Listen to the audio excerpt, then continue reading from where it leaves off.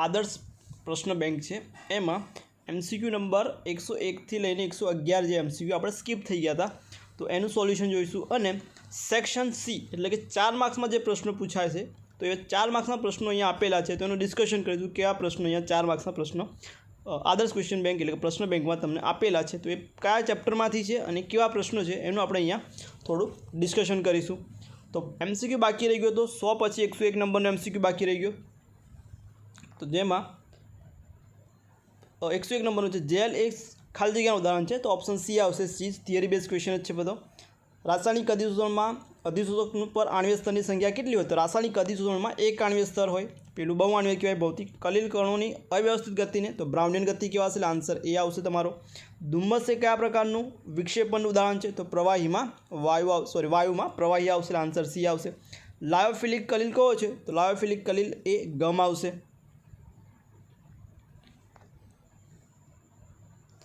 પછી ભૌતિક અધિશોષણ કયો સંબંધ છે તો ભૌતિક અધિશોષણ આયોનિક સહસંયોજક વાન્ડરવાલ્સ કે એચ બંધ તો એમાં વાન્ડરવાલ્સ બંધ ના આવે। પહેલો જ પોઈન્ટ છે પ્રોટીનનું સ્કંદન ખાલી જગ્યાથી થાય છે પ્રોટીનનું સ્કંદન છે સિલ્વર દ્વારા થાય એટલે આન્સર તમારો કલિલ સોનું કેવી રીતે મેળવી શકાય તો એના માટે ઓપ્શન છે બી બ્રેન્ડિંગ ચાપ પદ્ધતિ કહેવાશે। વિદ્યુતીય આર્ક બ્રેન્ડિંગ આર્ક જેને આપણે કહીએ છીએ તો બી આવશે। બંધ બેસતો વિકલ્પ કયો છે તો બંધ બેસતો વિકલ્પ એરોસોલ ધુમાડો એ બંધ બેસતો વિકલ્પ છે। નિર્જળ CL2માં પાણી ઉમેરતા કઈ ઘટના થાય તો પાણી ઉમેરતા ઘટના થશે અને અવશોષણ કહેવાશે। કઈ ઘટના કહેવાશે અવશોષણ। નીચેનામાંથી કયો કલિલ ધનુજભાઈ ધરાવે છે તો આન્સરમાં જોઈએ તો આન્સર સી તમારો FeO3 ધનુજભાઈ કલ છે। બાકીના છે કેવા છે એ ઋણુજભાઈ ધાતુ અને ધાતુના સલ્ફાઇડ એ ઋણુજભાઈ સોલ છે ત્યારે આયન હાઇડ્રોક્સાઇડ છે એ ધનુજભાઈ સોલ છે। તો આ તમારા MCQ બાકી રહી ગયા હતા।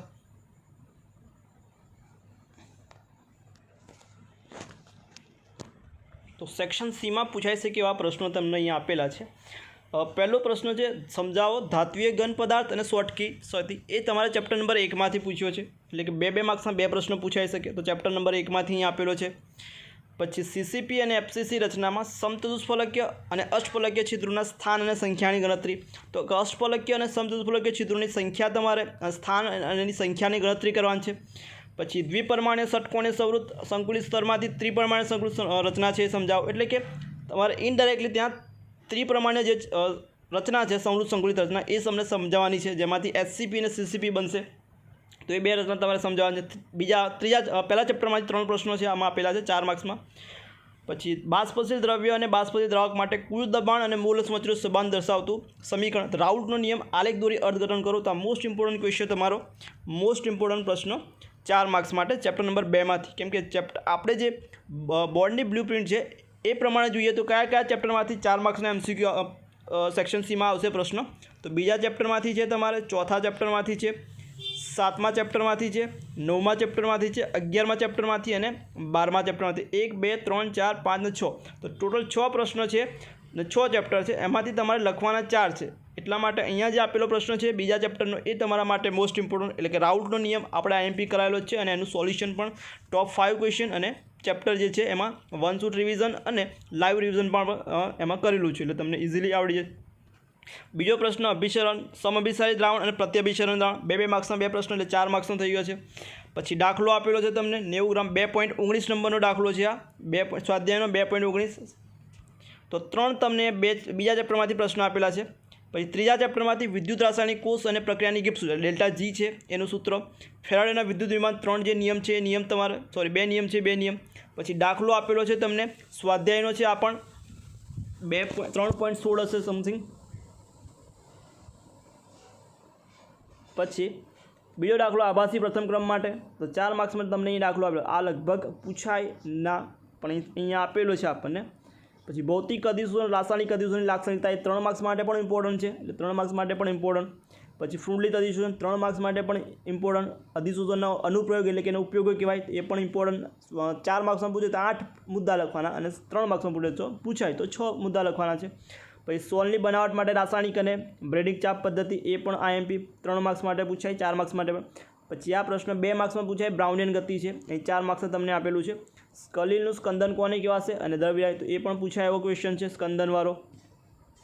એલ્યુમિનિયમના નિષ્કર્ષણ માટે વિદ્યુત વિભાજનને કોષ સમજાવો તો કલિલના નિષ્કર્ષણ માટે વિદ્યુત વિભાજનને કોષ સમજાવો। તો એલ્યુમિનિયમના નિષ્કર્ષણ માટેનો વિદ્યુત વિભાજનીય કોષ જે છે એ આપણે ટોપિક કેન્સલ છે, એટલે કેન્સલ ટોપિકમાંથી ઝોન શુદ્ધિકરણ અને વાન આર્કેલ પૂછાય એવું છે. એલ્યુમિનિયમ એફી એ ટોપિક કેન્સલ છે. આપણે નિક્ષાલન પૂછાય, ફિન ફ્લોરિન ચુંબકીય ત્રણ પદ્ધતિ અહીંયા ત્રણ પદ્ધતિ તમને ભેગી પૂછી છે અહીંયા. પછી આ પહેલો જ પ્રશ્ન આપણે ચેપ્ટર નંબર 6માં પર્યાય સમજાવો, ખનિજ, અયસ્ક અને ધાતુ. પછી નિસ્તાપન, ગુંજન, કેલ્સિનેશન અને સિલ્વરનું નિષ્કર્ષણ સમજાવો. પછી મેટે, સ્લેગ, ભડતર લોક, આ બધું જે ભડતર ને ગળતર લોખંડ એ કેન્સલ છે. મેટે અને સ્લેગ છે તમારે આવી શકે. પછીનો પ્રશ્ન છે કે આયુપેશી નામ લખવાના છે. તો આયુપેશી નામ લખવાના તમારે ચેપ્ટર નંબર 9માંથી પ્રશ્ન છે જ નહીં અહીંયા. તો 10મા ચેપ્ટરમાંથી તમને અહીંયા આયુપેશી નામ અને બંધારણ દોરવાના છે. 10મા ચેપ્ટરનો જ છે દાખલો પ્રશ્ન છે. હેલો આલ્કીન હેલો વર્ગીકરણ છે. પછી આલ્કોહોલમાંથી હેલો આલ્કીનની બનાવટ પૂછ્યું છે તમને, હેલો એલિન સંયોજનની બનાવટ. તો હેલો એલિન જે સંયોજન છે એની બનાવટ કેન્સલ છે.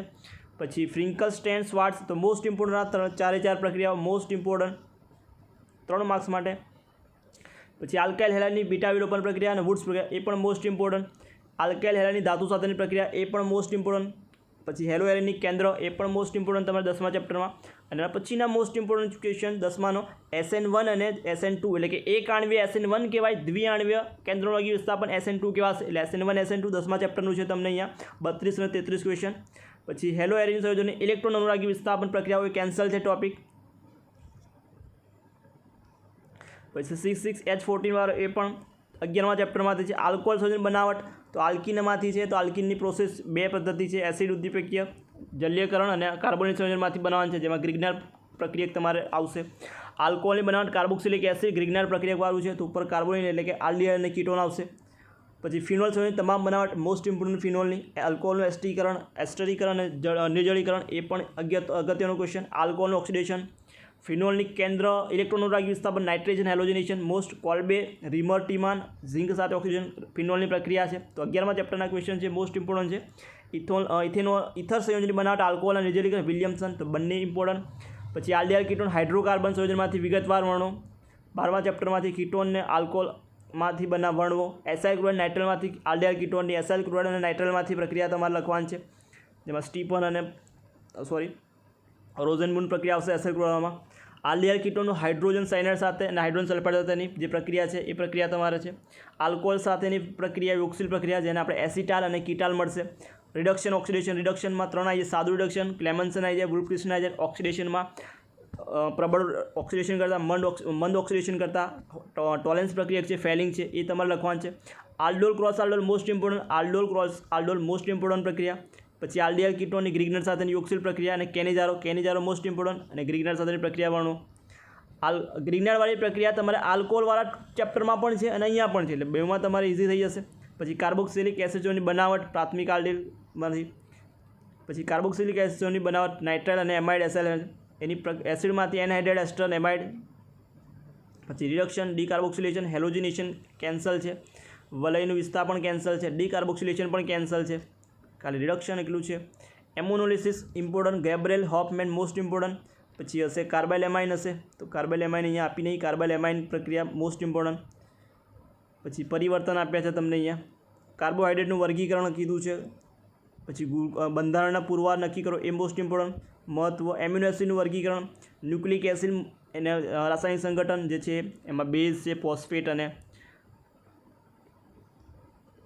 પછી ડીએનએ ફિંગરપ્રિન્ટિંગ છે. પછી નાઇટ્રોજનવાળું છે, એ નાઇટ્રોજનના અલગ વર્તણૂક, એટલે કે એને અનિયમિત વર્તણૂક છે. ડાયનાઇટ્રોજન બનાવટ. પછી nitric acid most important. Oxo acid બંને 3 ઓક્સો એસિડ, હેલોજનના ફોસ્ફરસ અને સલ્ફર 3 ઓક્સો એસિડ, સૂત્ર ઓક્સિડેશન અવસ્થા નામ બધું તૈયાર કરી નાખવાનું એમાંથી 3માંથી. 16મા સમૂહની રાસાયણિક પ્રતિક્રિયાત્મકતા ડાયોક્સિજન છે. ઓક્સો કીધું હવે રાસાયણિક 17માની. તો બધાની રાસાયણિક પ્રતિક્રિયાત્મકતા અનિયમિત ગુણધર્મો, બધા તત્વોના પહેલું તત્વ હોય એના ગુણધર્મો છે એ તમારે. ક્લોરિનની બનાવટ મોસ્ટ ઇમ્પોર્ટન્ટ. હેલોજન તત્વનો ઓક્સો એસિડ કીધું અને ફ્લોરિન ઝેનોન જે છે એની રાસાયણિક સંયોજન બનાવટ. તો આ હતા તમને સેક્શન સીમાં કેવા પ્રકારના પ્રશ્નો પૂછાય એનું આદર્શ પ્રશ્ન બેંક જે છે એમાં આપેલા હતું, એનો આપણે ડિસ્કસ કર્યું કે કયો પ્રશ્ન કયા ચેપ્ટરમાંથી છે.